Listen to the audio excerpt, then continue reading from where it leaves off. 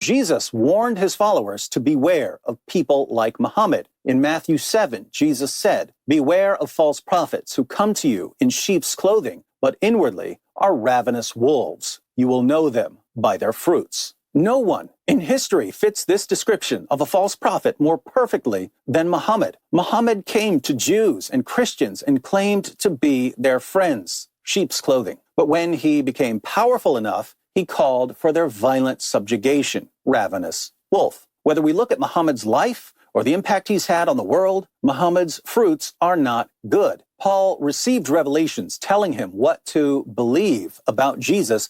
He was able to test these revelations by going to the eyewitnesses. Allah invited Muhammad to test his revelations by going to the people of the book, Jews and Christians, in order to make sure that his revelations lined up with our revelations. Muhammad occasionally doubted the divine origin of the Quran, and in Surah 10, verse 94 of the Quran, Allah responded to Muhammad's doubts by saying, "But if you are in doubt as to what we have revealed to you, ask those who read the book before you." But if Muhammad had actually done that, Jews and Christians would have told him that his revelations contradict what's in the Torah and the Gospel on a fundamental level. Muslims jump in and say, but the Torah and the Gospel have been corrupted. Islam would only line up with corrupt books if Islam itself were a corruption. We know from first-century source not only that Paul went to Jesus' original apostles to test his revelations, but also that the apostles confirmed Paul's message and his authority. James, Peter, and John recognized